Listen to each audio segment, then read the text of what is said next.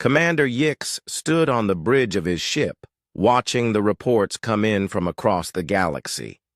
As a member of the Korthak species, he had been forced to serve the Valdari Empire for over 50 years. His people had been conquered when he was just a child. The news was spreading fast through the Valdari communication networks. A new species had been discovered. A species that had refused to surrender. Yix felt something he hadn't felt in decades. Hope. "Sir," said his second-in-command, a nervous Korthak named Dex. "The High Council is calling an emergency meeting. All fleet commanders must attend." Yix nodded. He had been expecting this. In 3,000 years of Valdari rule, no species had ever said no to their demands. This was going to be interesting. The meeting took place on the Valdari capital ship, a massive vessel that could destroy entire planets. Yix joined hundreds of other commanders in the Great Hall. Most were from conquered species like himself. A few were actual Valdari, easily recognized by their gray skin and 4 arms. High Counselor Zephon appeared on the main screen. His black eyes looked angry. "Fellow servants of the Empire," he began, "we face an unusual situation. A primitive species called humans has dared to refuse our protection." Murmurs spread through the crowd.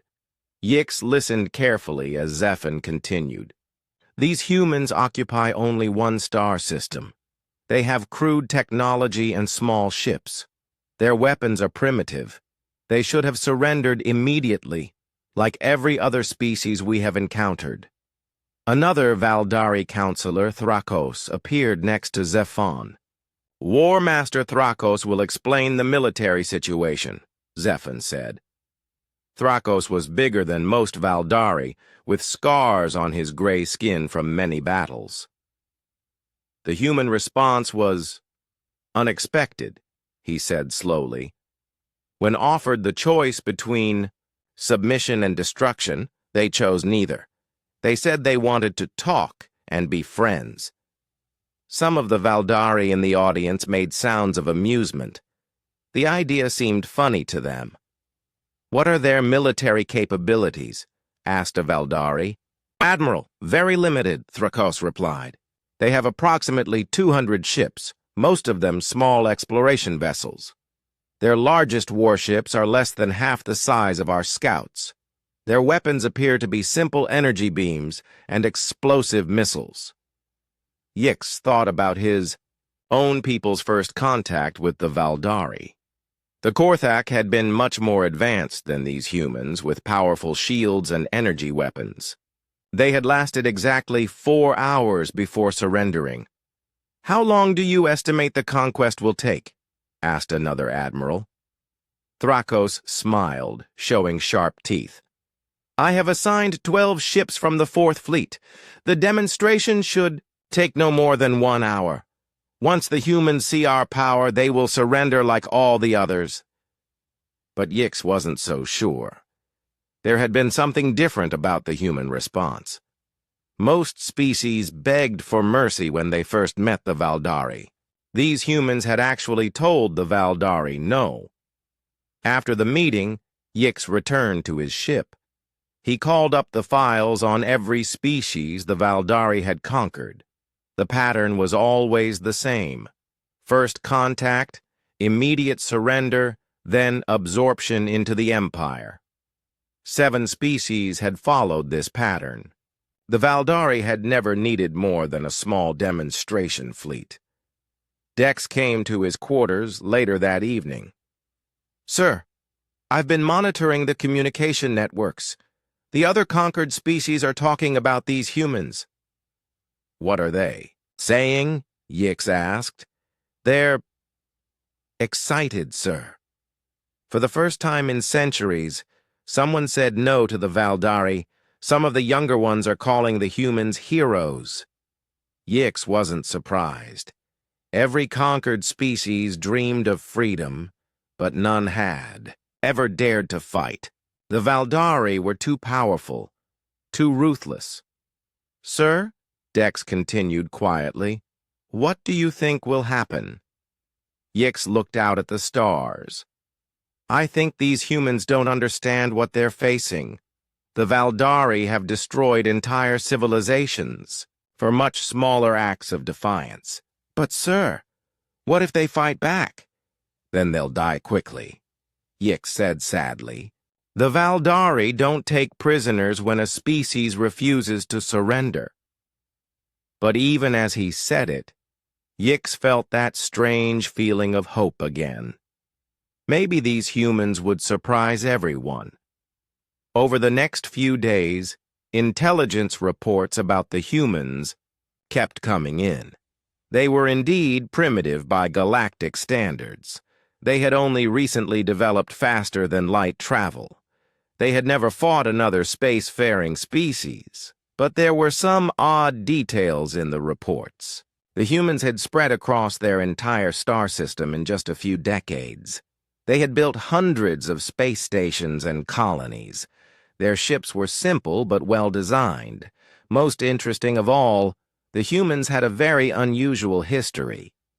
According to the intelligence reports, they had spent most of their existence fighting each other. Wars, conflicts, and battles had shaped their entire civilization. "That's strange," Dex said when Yix showed him the reports.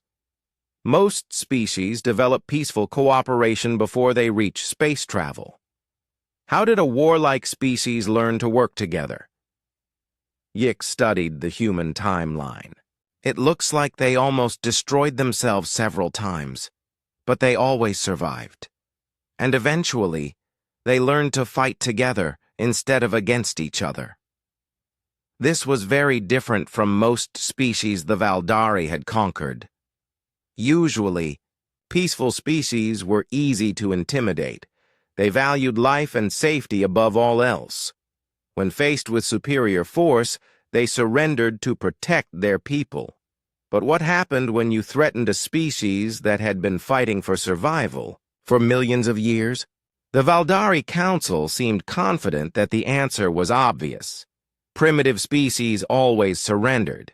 It didn't matter how aggressive they had been with each other, but Yix had a feeling that the Valdari were about to learn something new about warfare.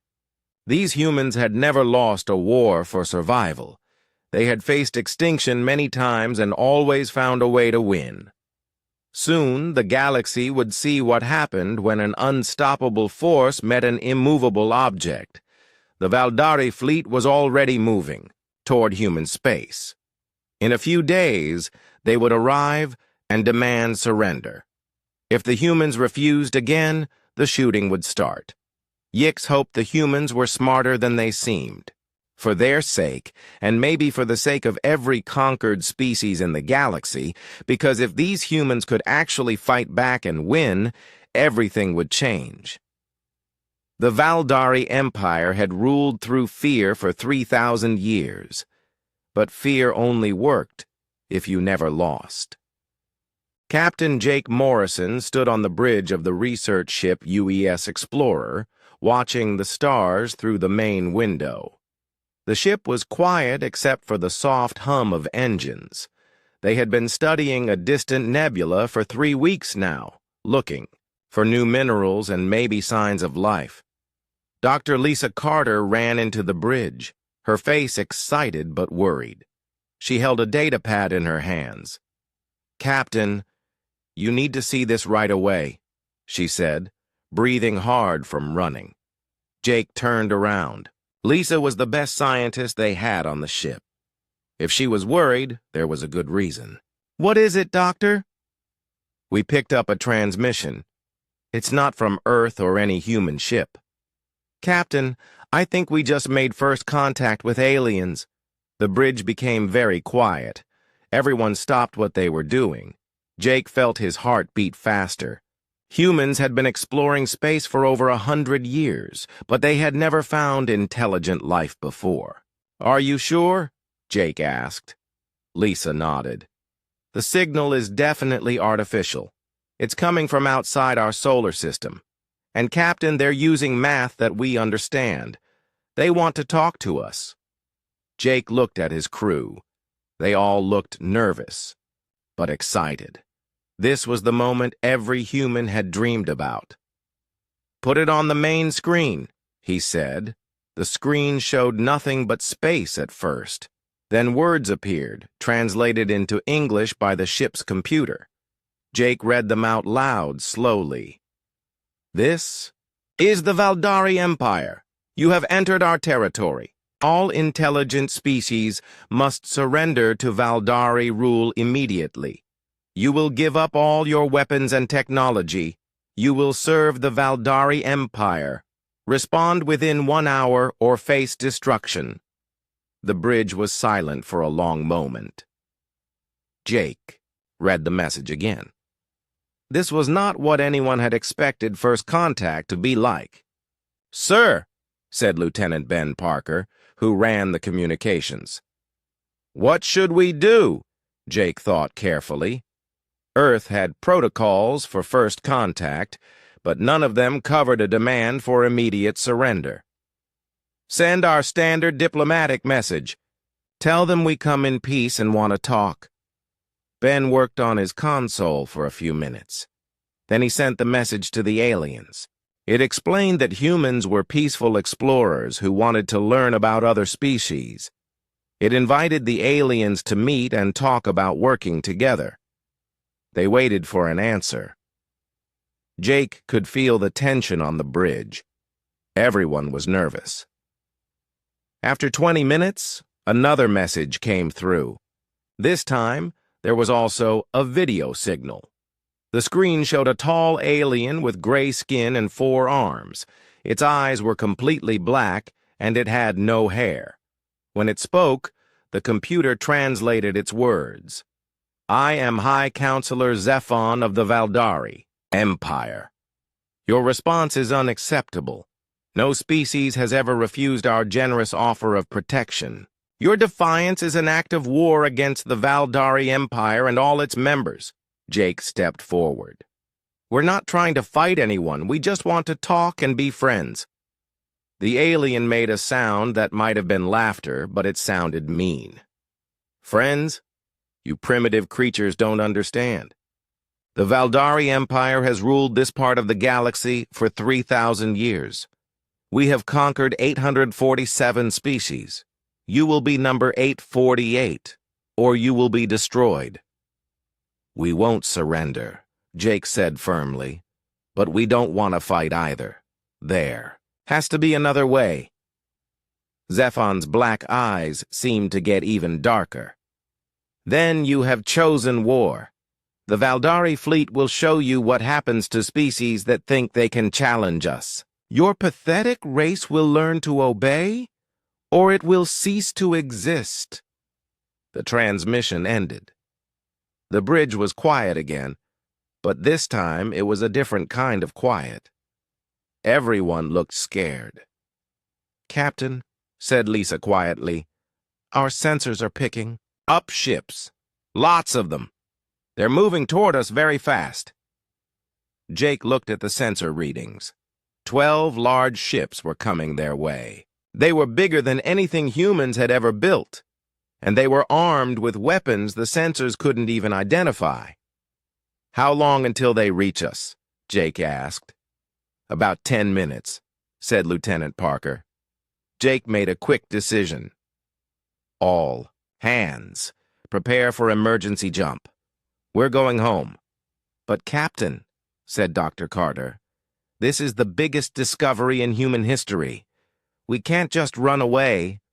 "Doctor, those ships could destroy us without even trying.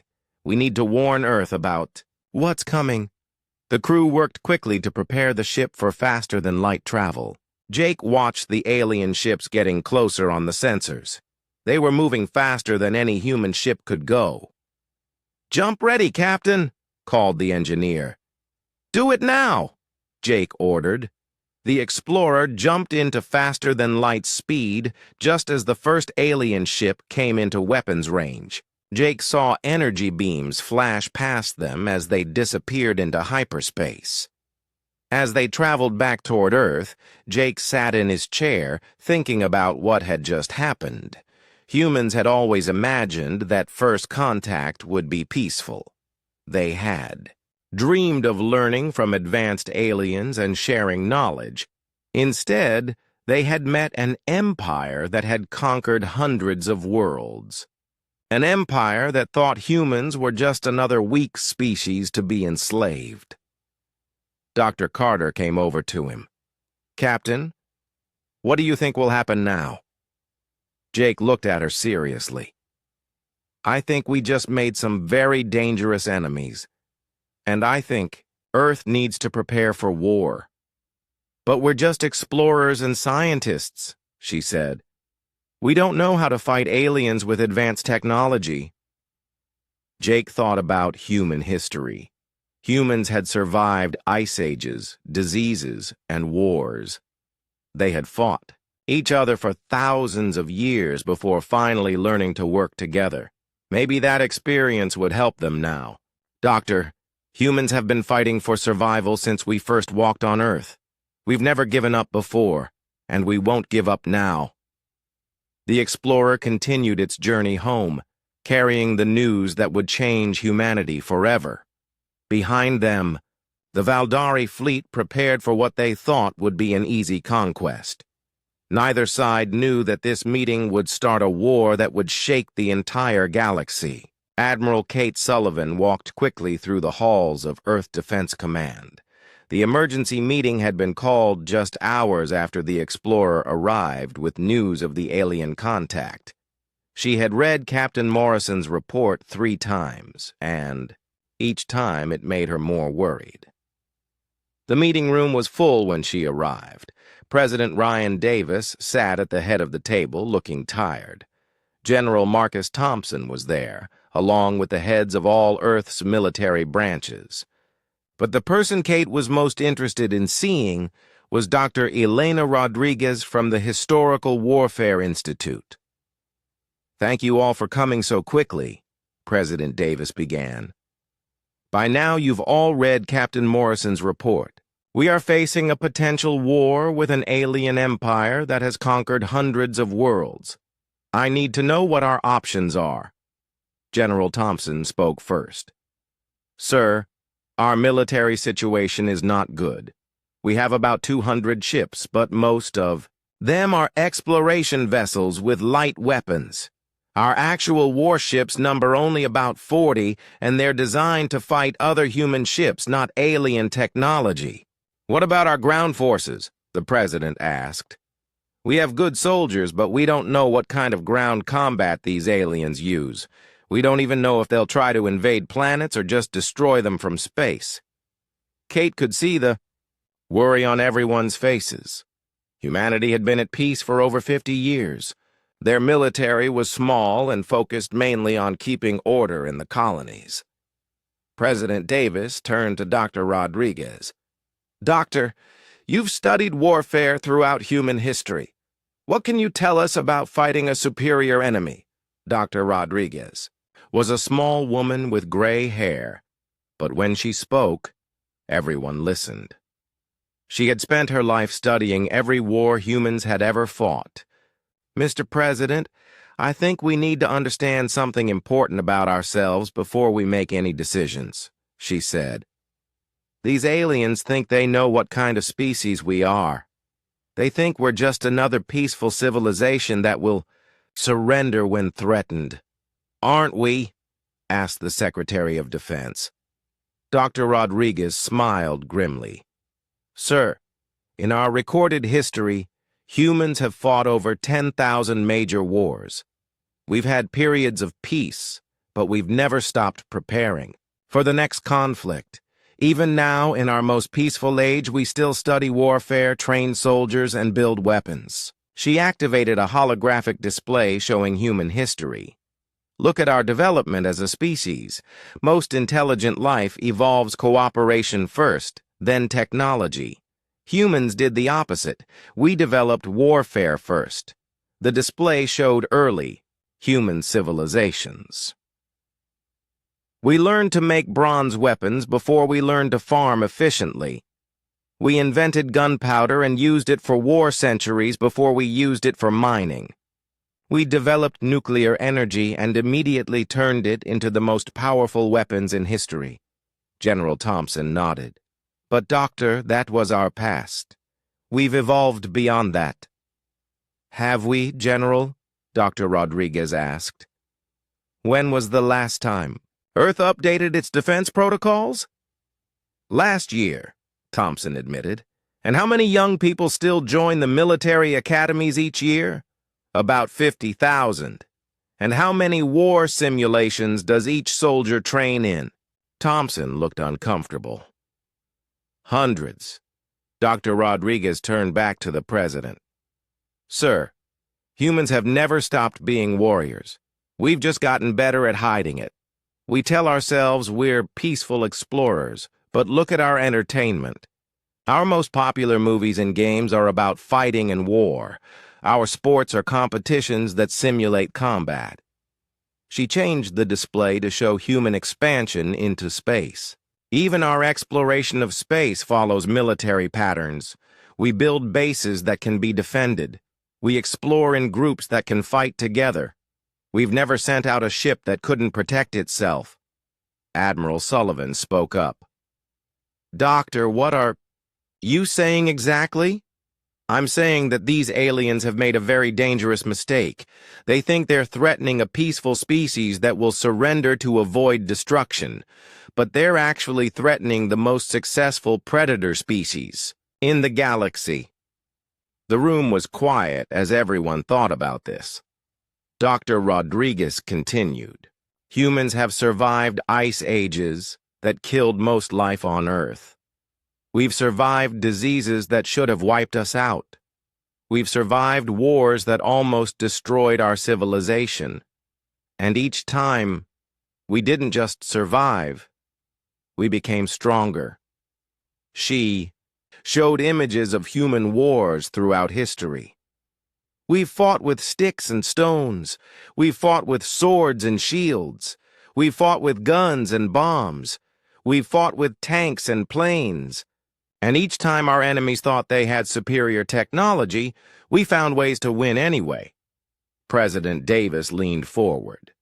But, Doctor, these aliens have technology far beyond anything we've ever faced.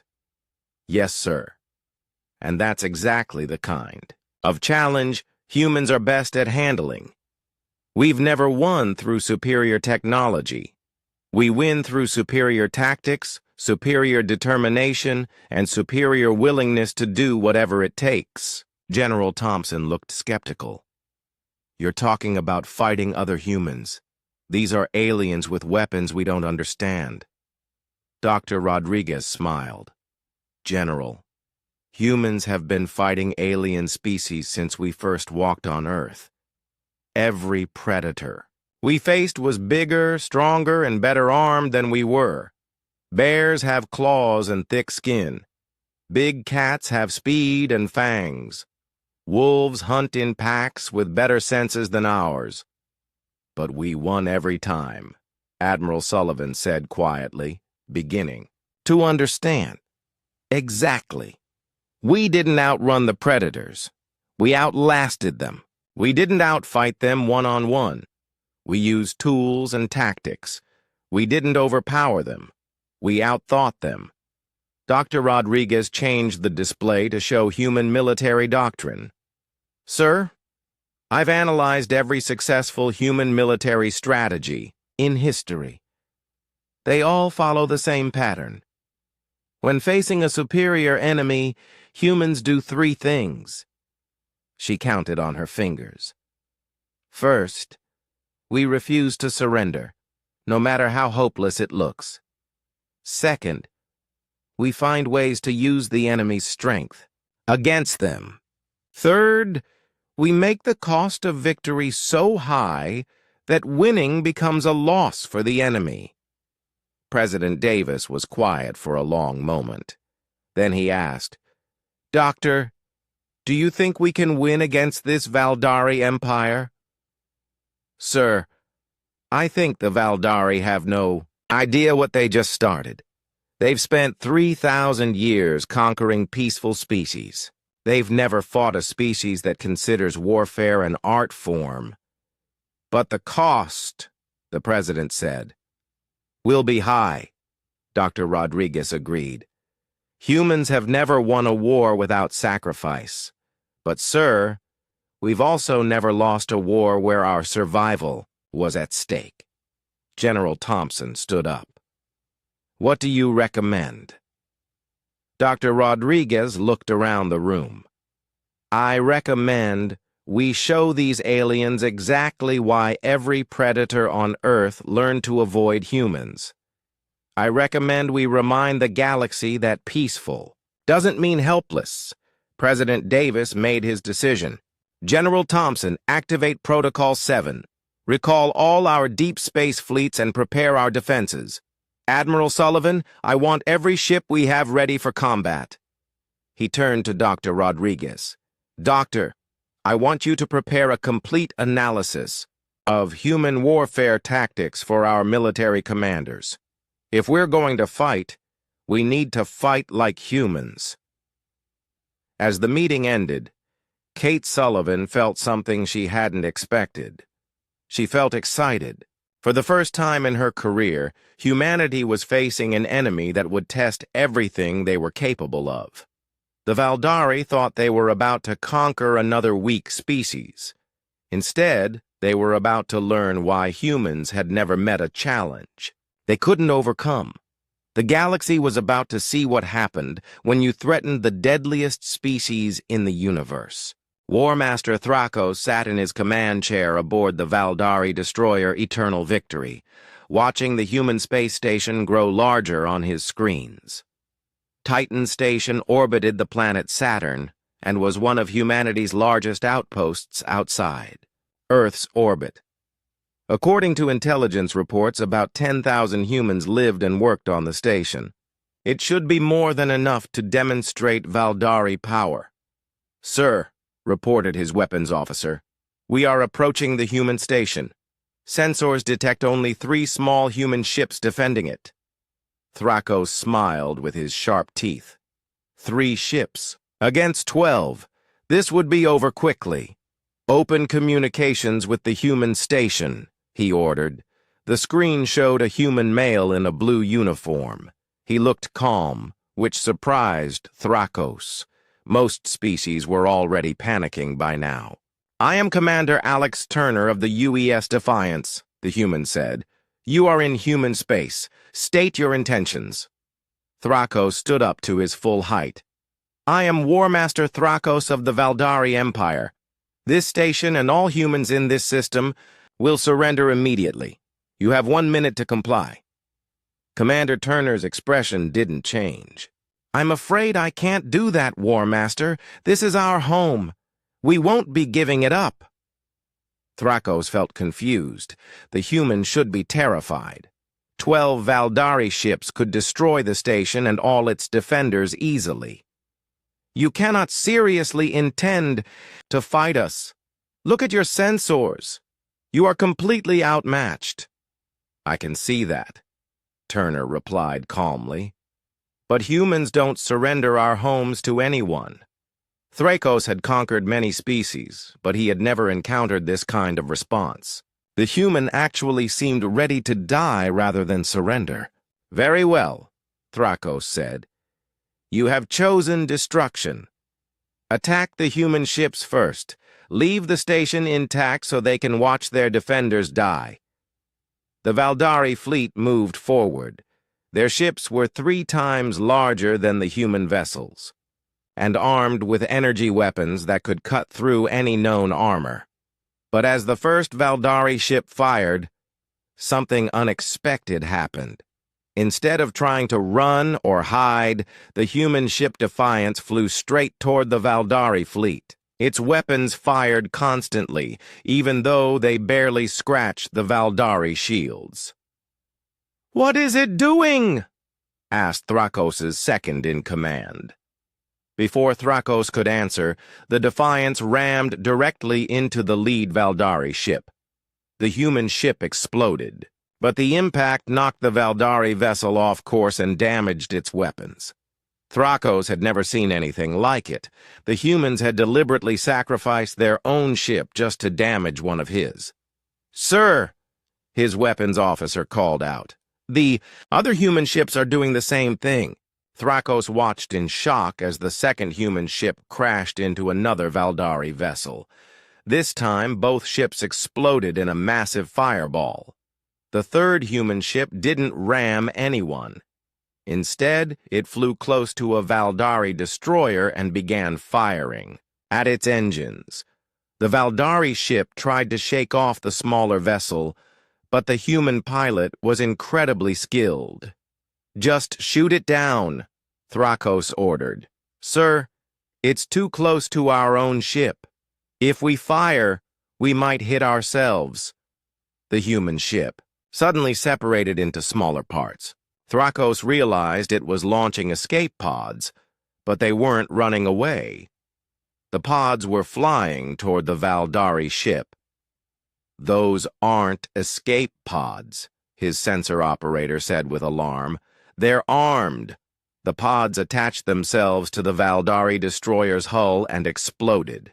The ship's shields protected it from most of the damage, but several holes were torn in its armor. Then something even more shocking happened. Human soldiers came through the holes. "They're boarding us?" Thrakos couldn't believe it. No species had ever tried to board a Valdari ship during combat. Reports came in from the boarded destroyer. The human soldiers were fighting with a ferocity the Valdari had never encountered. They used simple weapons, but fought with no fear of death. "Sir, the humans are trying to reach our engine room," reported the destroyer's captain. "Stop them." "We're trying, sir, but they keep fighting even when wounded. 3 of them just sealed themselves in a room with our engineers and threatened to blow up the reactor." Thrakos realized the humans were willing to die to take out a Valdari ship. This was not how warfare was supposed to work.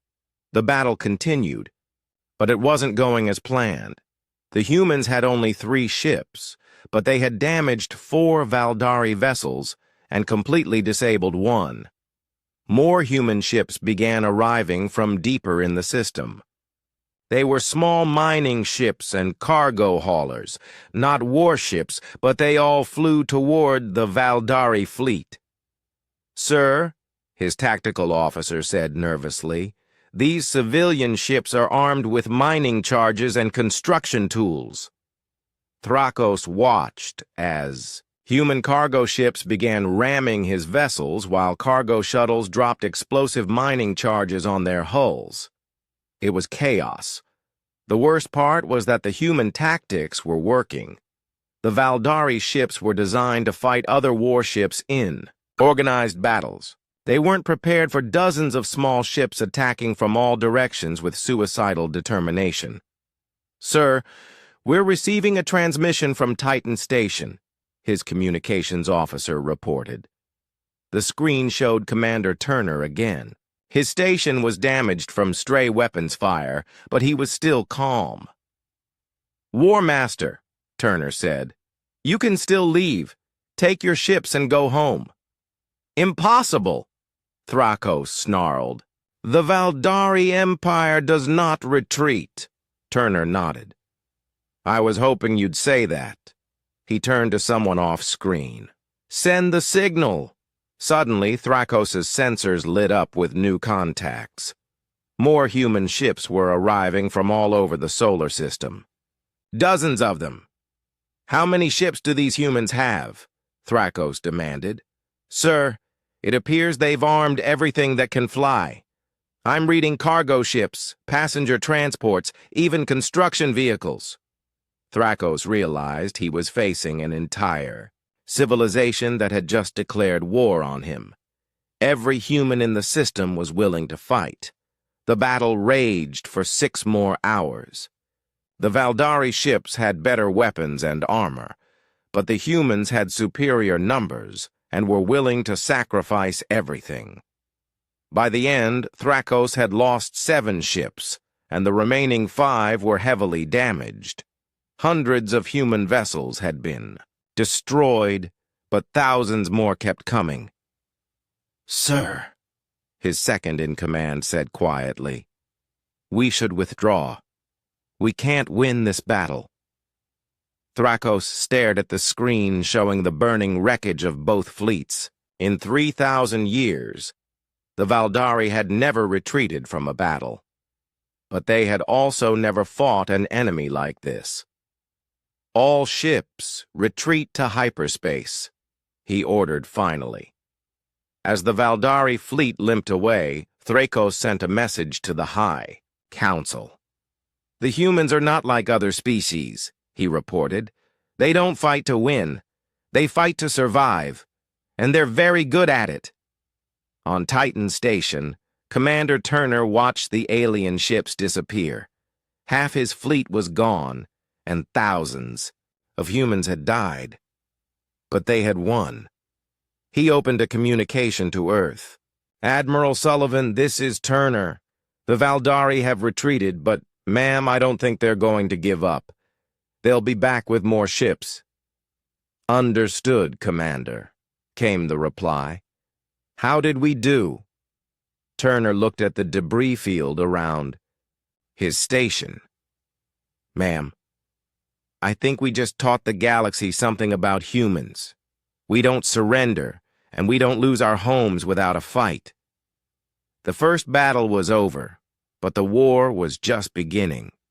News of the human victory at Titan Station spread across the galaxy faster than anyone expected.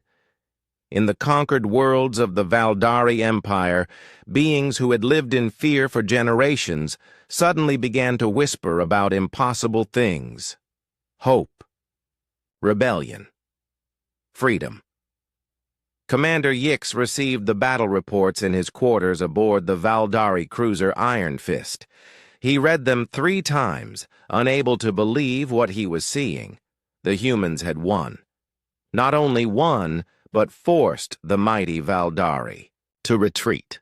"Sir," Dex called from the door, "Fleet Admiral Corax is calling all commanders to an emergency meeting."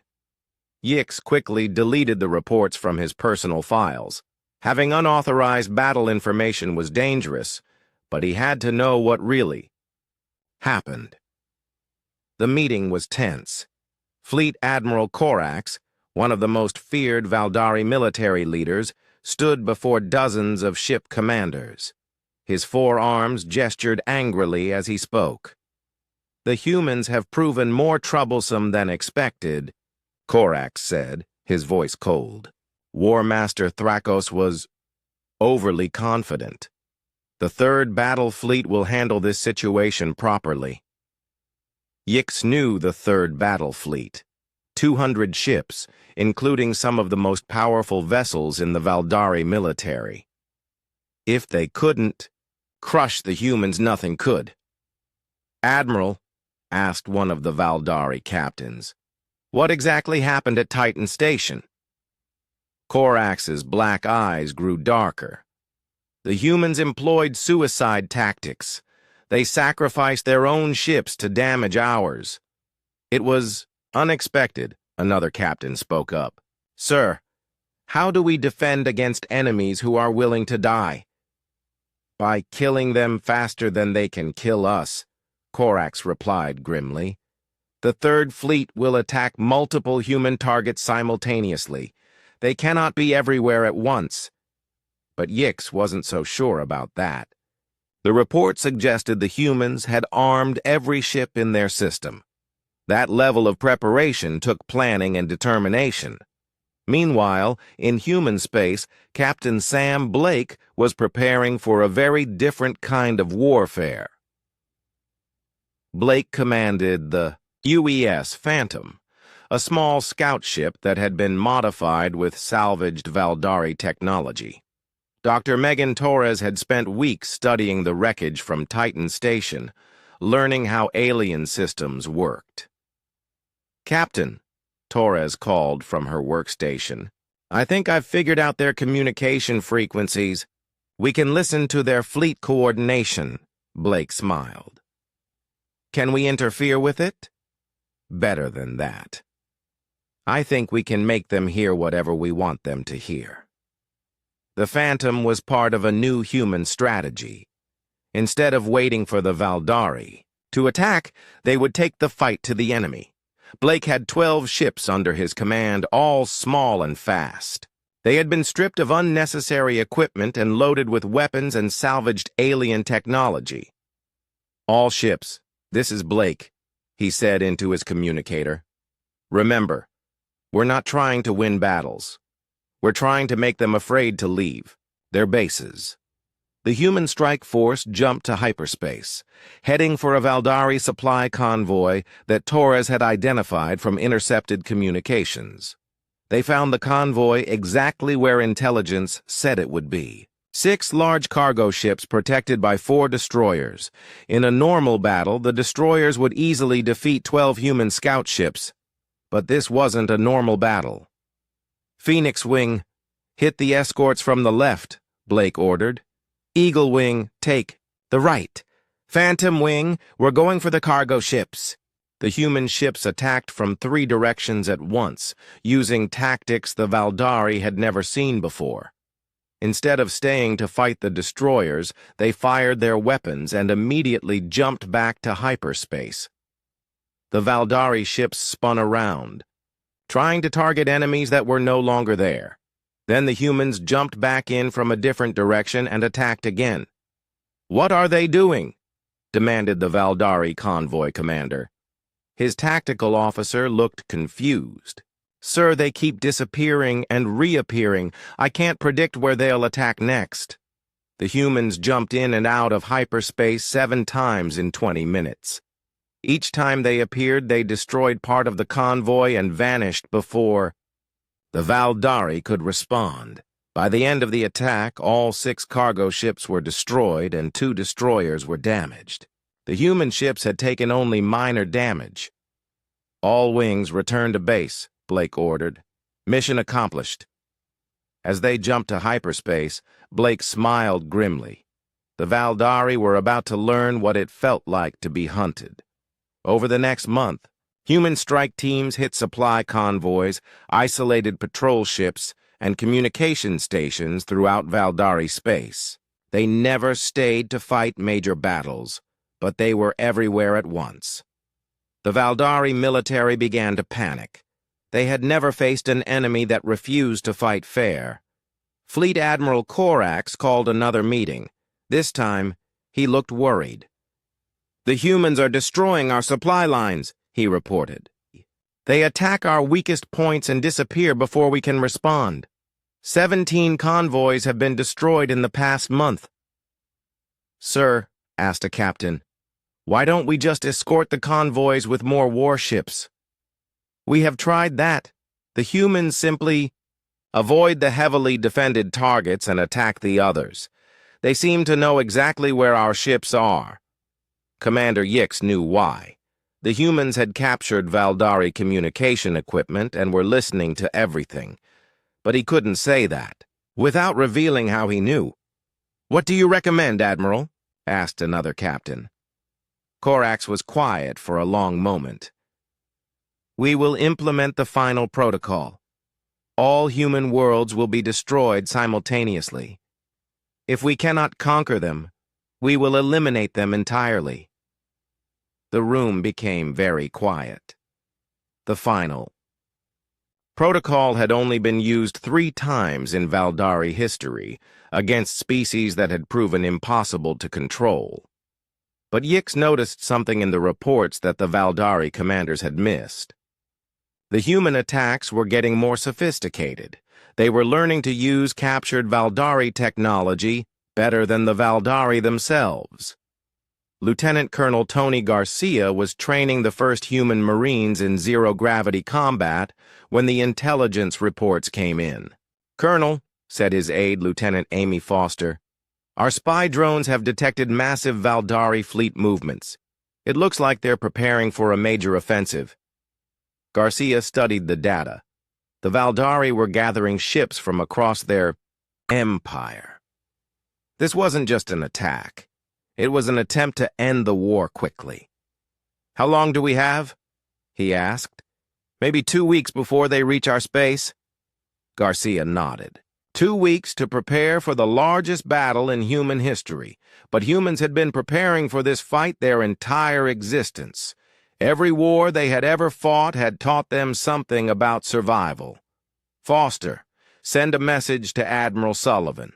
Tell her it's time for Phase 2. What's Phase 2, sir? Garcia looked out at his Marines training with captured alien weapons. Phase 2 is when we stop running and start hunting. The Valdari thought they were about to end the war. Instead, they were about to discover that humans had been holding back. The real fight was about to begin. Admiral Kate Sullivan was reviewing battle plans when the strangest message of the war arrived at Earth Defense Command. It came through a coded frequency that humans had never used before. Admiral, her communications officer reported, we're receiving a transmission from someone claiming to be a Valdari fleet commander. He says he wants to help us. Kate frowned. It's probably a trap. Run a full analysis on the signal. But when the analysis came back, it showed something unexpected. The message was real, and it contained detailed information about Valdari fleet movements that could only come from someone inside their military. Kate decided to take the risk. Put it through to my private office. The screen showed a being that looked similar to the Valdari, but with different coloring and only 2 arms instead of 4. His skin was blue-gray instead of pure gray. Admiral Sullivan, the alien said, my name is Commander Yix of the Korthak species. I serve in the Valdari fleet. But I am not Valdari. My people were conquered 50 years ago.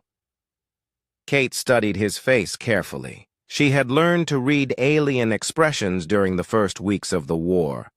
This being looked sincere, but also afraid.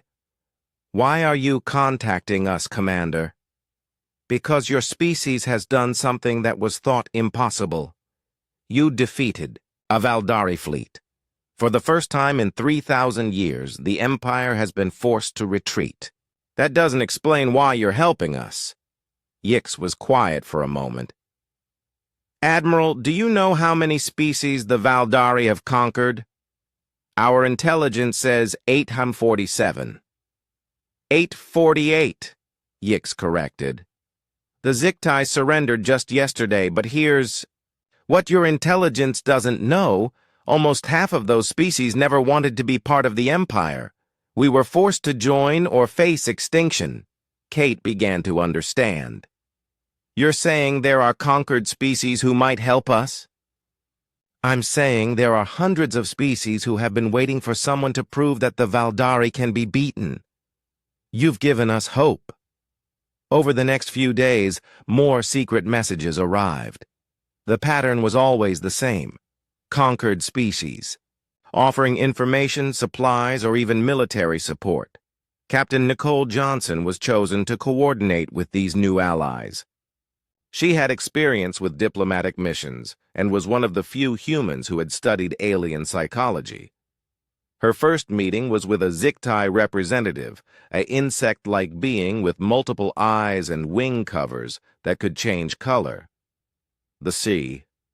Meeting took place on a neutral space station in unclaimed territory. Captain Johnson, the Ziktai said through a translation device, I am War Leader Thix. My species was conquered only days ago, but we never stopped planning our resistance. What kind of resistance? Nicole asked. The Valdari forced us to build ships for their fleet, but we built them with hidden weaknesses, a few modifications to their weapon systems, and those ships will be useless. Nicole felt excited. How many ships are we talking about? About 60 vessels in the 3rd Battle Fleet, all built in our shipyards over the past year. This was incredible news. The 3rd Battle Fleet was the force preparing to attack Earth. What do you want in return? Nicole asked. Freedom for my people when this war is over. and a guarantee that humans will not try to conquer us afterward. Nicole looked at the alien warrior. Captain, humans don't conquer other species. We're fighting this war because we were attacked. All we want is to be left alone. Thix's wing cover shifted to a bright blue color. This is a new concept. The Valdari conquest philosophy is the only model we have known. Then let us show you a different way. Over the following weeks, Nicole met with representatives from dozens of species. Each meeting revealed more about the true nature of the Valdari Empire. The Valdari themselves were only about 10% of their empire's population. The rest were conquered species forced to serve. Many of them hated their masters but had never dared to rebel. Dr. Elena Rodriguez analyzed the intelligence that was pouring in from these new allies. "Admiral," she reported to Kate Sullivan, "we're not just fighting the Valdari. We're fighting an empire held together by fear, and fear only works as long as the threat seems unstoppable." "What are you suggesting, Doctor?" "I'm suggesting that we've already won the most important battle. We've proven that the Valdari can be defeated. Now we need to show the galaxy that we can do it again." The breakthrough came when Commander Yix provided detailed information about Valdari military codes and tactics. Combined with the technical sabotage offered by the Ziktai and information from dozens of other species, humans suddenly had advantages they had never expected. But the most important alliance came from an unexpected source. Admiral Sullivan was in her office when Captain Johnson returned from her latest diplomatic mission. "Admiral, you're not going to believe this," Nicole said, looking amazed. "I just met with a delegation of actual Valdari."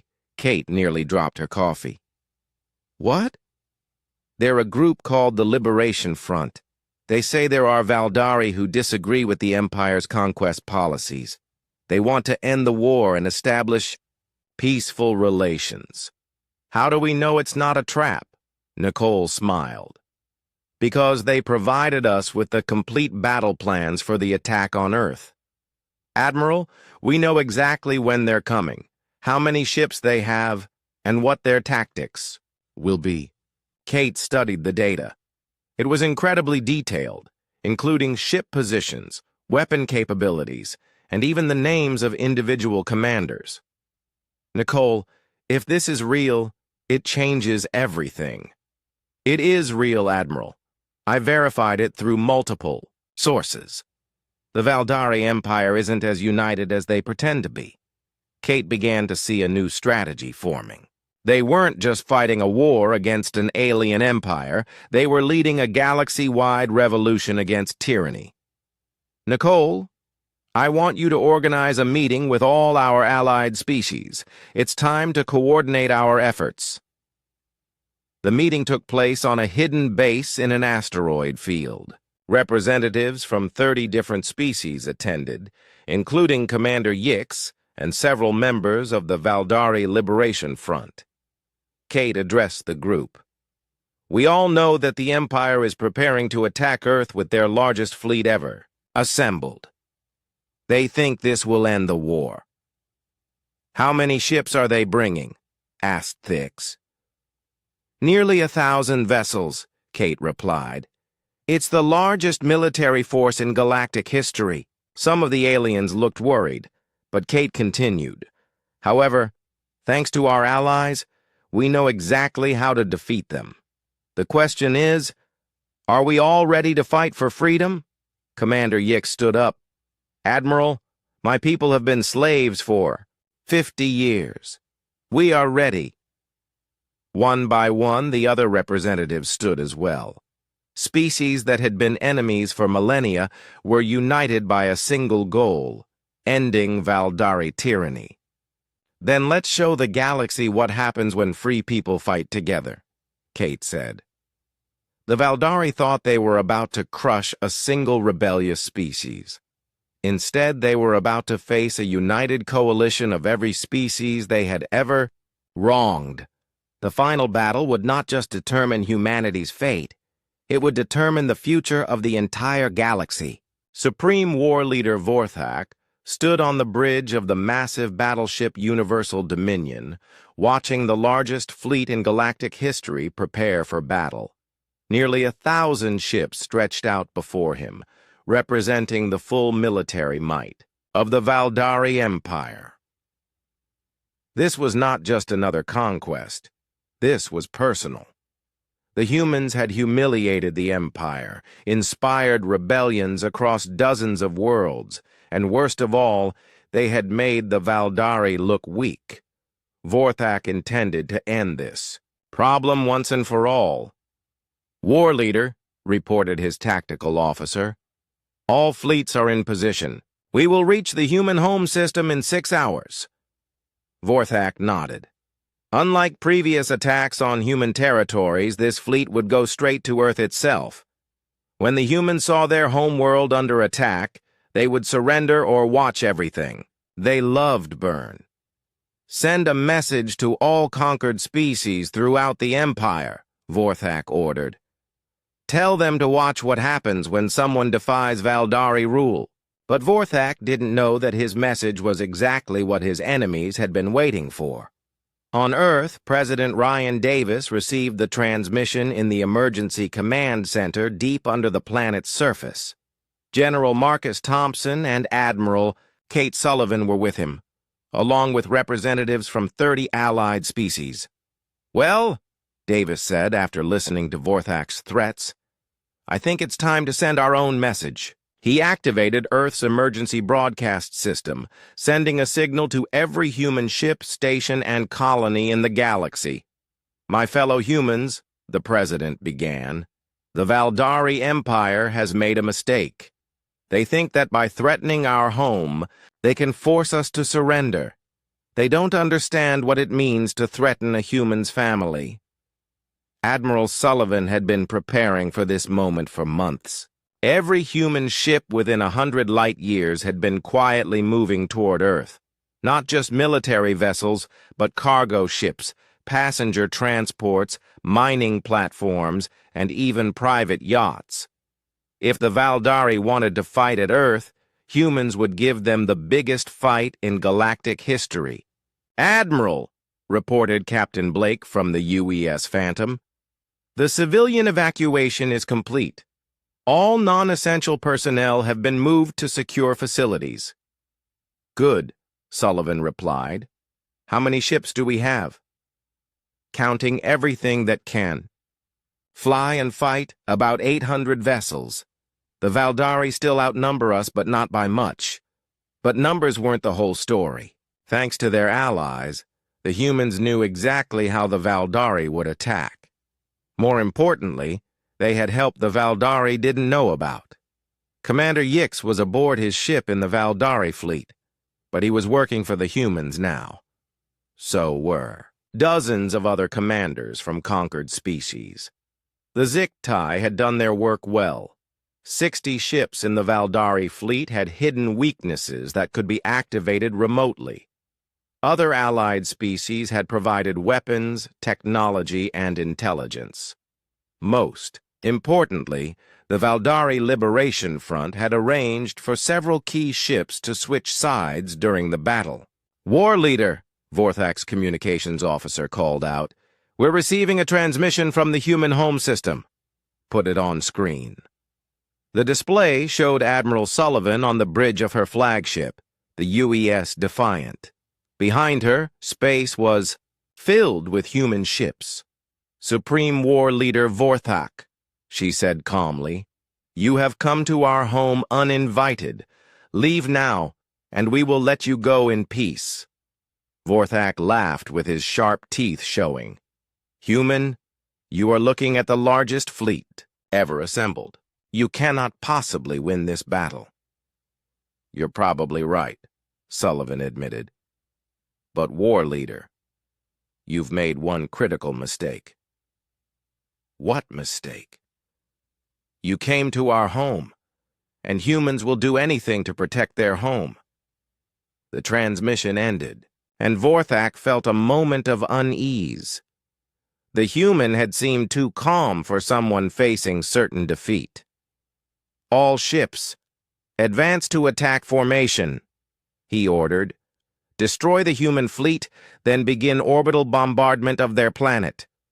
The Valdari fleet moved forward in perfect formation. It was an impressive sight.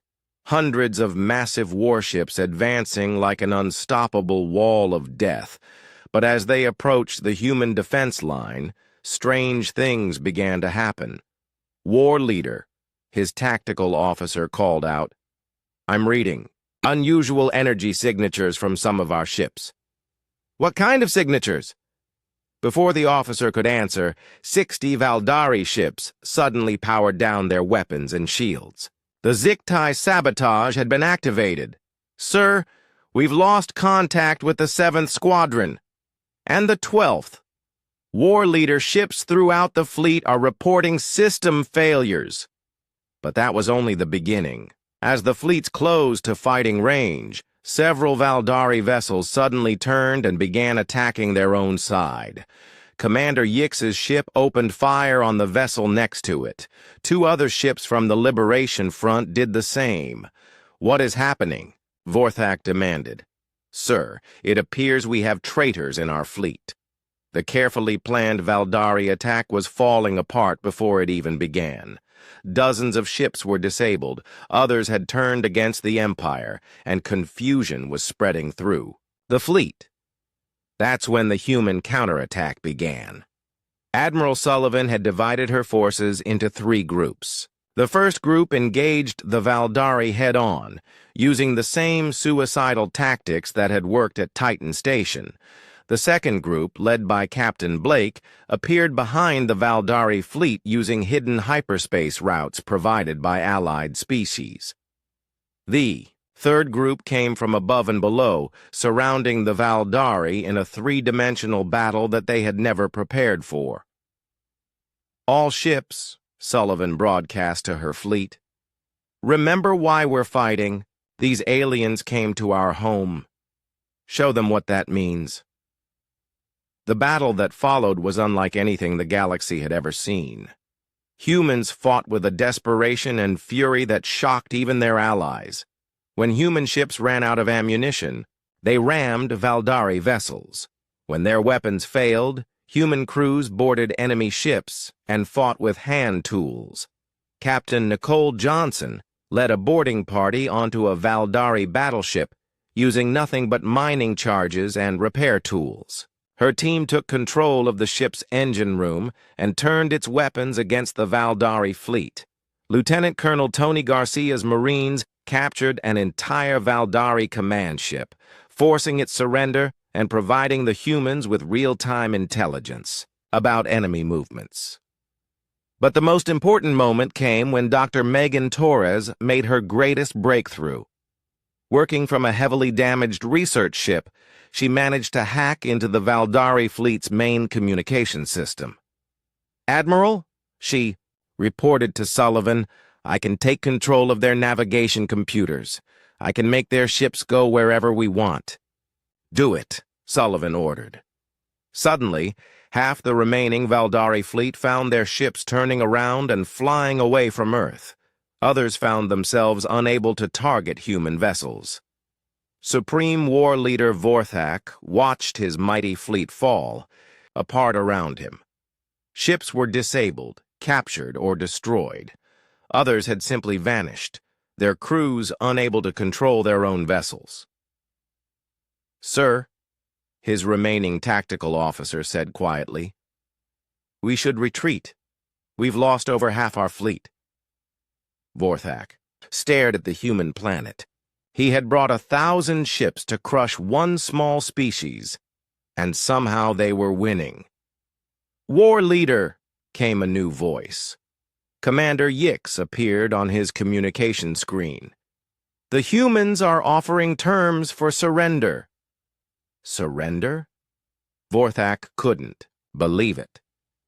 "The Valdari Empire does not surrender." "Then the Empire dies here," Yix replied sadly. "Because this battle is over." Vorthak looked around his bridge. Half his officers were dead or wounded. His ship was damaged and surrounded by human vessels. Through the windows, he could see Earth, still intact, still defended, still free. For the first time in 3,000 years, the Valdari Empire had been utterly defeated.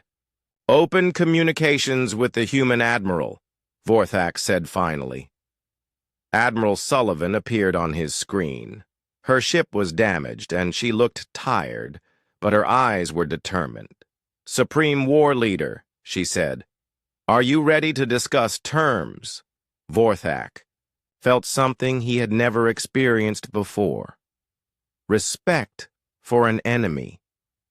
"Admiral," he said slowly, "congratulations. You have defeated the greatest fleet in galactic history. But tell me, how did you know you could win?" Sullivan smiled grimly. "War Leader, you made the same mistake every conqueror makes. You thought threatening our home would make us weak. Instead, it made us stronger than we ever thought possible. The greatest military force in galactic history had been destroyed. By a species that refused to give up their home, the galaxy would never be the same. The final battle in Earth's solar system lasted 18 hours. When it ended, space around humanity's homeworld was filled with the wreckage of both fleets. But Earth still flew free, and the Valdari Empire was finished forever." Supreme War Leader. Vorthak sat in a detention cell aboard the human ship UES Justice, waiting to learn his fate. Through the small window, he could see Earth, the planet that had cost him everything. The door opened, and Admiral Kate Sullivan entered with Dr. Elena Rodriguez and President Ryan Davis. "War Leader," President Davis said, taking a seat across. "From him, we need to talk." Vorthak looked at the three humans. They had every right to execute him, but instead they wanted to talk. It was confusing. "What do you want?" he asked. Dr. Rodriguez leaned forward. "We want to understand something. The Valdari Empire conquered 848 species over 3,000 years. You were unstoppable. What changed when you met us?" Vorthak thought about the question. It was something he had been wondering himself. "Your species fights differently," he said finally. "Every other species we conquered followed the same pattern.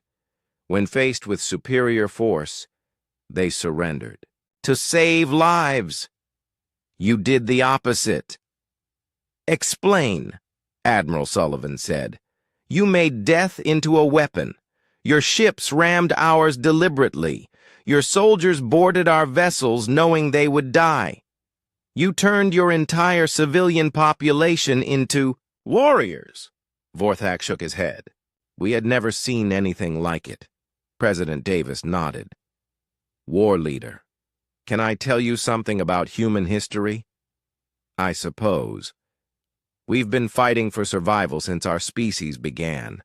Ice ages, diseases, natural disasters, wars with each other.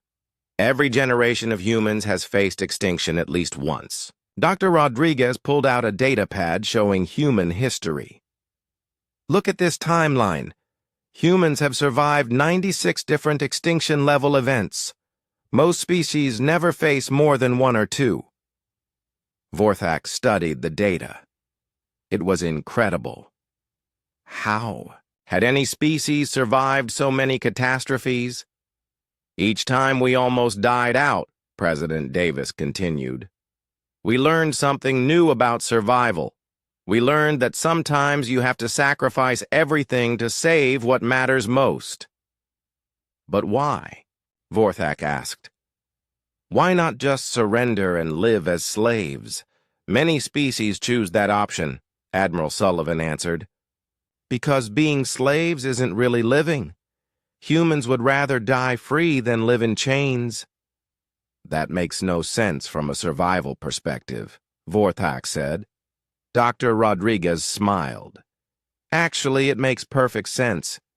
You see, War Leader, you made A fundamental mistake about what kind of species humans are. What mistake? You thought we were prey. But humans aren't prey animals. We're predators. And when you threaten a predator's territory, it doesn't run away. It fights back. She showed him more data about human evolution. Every predator on our planet learned to avoid humans. Bears, tigers, wolves, they all learned that humans were too dangerous to hunt. But humans are small and weak, Vorthak protested. Individually, yes. But humans don't fight individually. We fight as a species. When you attacked Earth, you weren't fighting a few hundred ships. You were fighting every human who ever lived. President Davis stood up. War leader, I want to show you something. They led Vorthak to the ship's observation deck. Through the large windows, he could see Earth and the space around it. What he saw amazed him. Hundreds of ships from dozens of different species were working together to clean up the battle debris. Valdari survivors were being rescued by the same species they had conquered. I don't understand, Vorthak said. We enslaved these species. Why are they helping us? Because humans don't believe in conquest, Admiral Sullivan explained. We believe in cooperation. A new voice joined the conversation. Commander Yix entered the observation deck, but he wasn't wearing a prisoner's uniform. He was dressed as a free being. War leader, Yix said respectfully. The humans have offered freedom to all conquered species. The Empire is being dissolved, but no one is being punished for serving it. Vorthak stared at his former subordinate. You betrayed us. No, sir. I helped end a war that should never have started. The humans showed us something we had forgotten, that different species can work together as equals. Dr. Rodriguez pointed to the ships outside. War leader, this is why humans are the deadliest species in the universe. Not because we're good at killing, but because we're good at surviving. And we're good at helping others survive, too.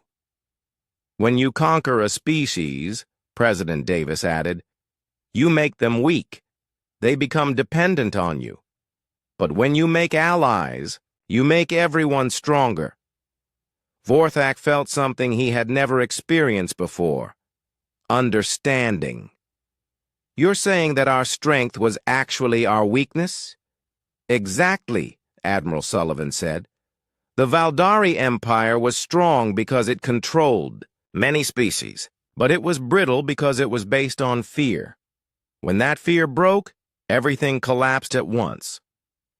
But humans build alliances based on mutual benefit, Dr. Rodriguez continued. That kind of alliance gets stronger when it's tested. Vorthak looked out at the mixed fleet again. Korthak ships worked alongside human vessels. Ziktai fighters flew in formation with former Valdari patrol craft. Even some of his own people were helping. What happens now? He asked. President Davis smiled. Now we build something better. A galactic federation where species work together instead of conquering each other. And what happens to me? That depends, Admiral Sullivan said. Some of your people want you tried for war crimes. Others want you executed. But we have a different idea. Vorthak waited.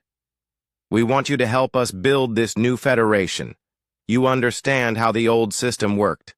Help us make sure it never happens again. You want me to work for you? No, President Davis corrected. We want you to work with us. There's a difference. 6 months later, Ambassador Lisa Carter stood in the Great Hall of the new Galactic Federation headquarters. Representatives from over 200 species had gathered to sign the founding charter.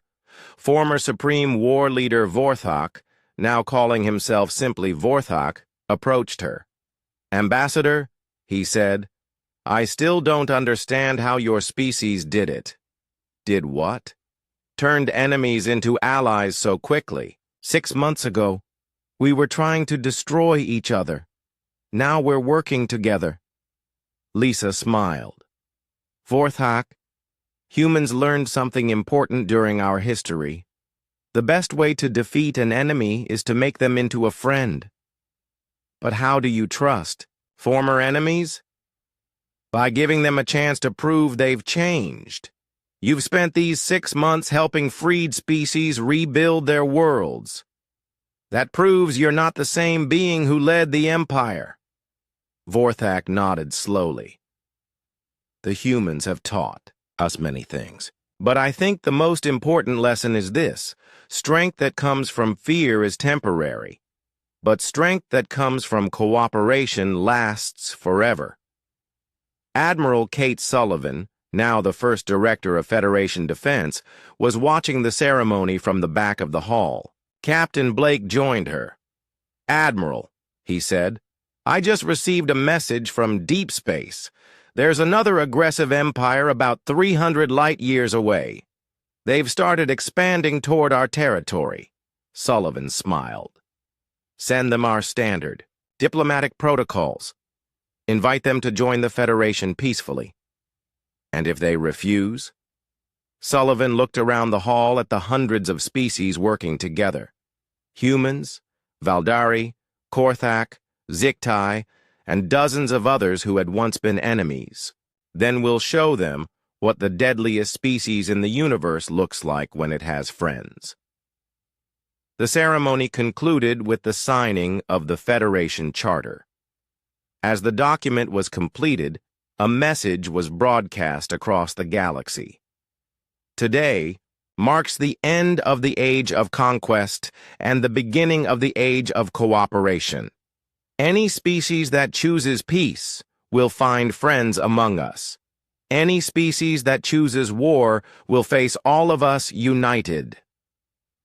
Dr. Elena Rodriguez had been right from the beginning. Humans weren't the deadliest species because they were good at war. They were the deadliest species because they never gave up. They learned from every challenge, and they turned enemies into allies. The galaxy had learned the most important lesson in the universe. The deadliest weapon isn't a ship or a bomb or a gun. The deadliest weapon is hope, and humans were very good at giving hope to others.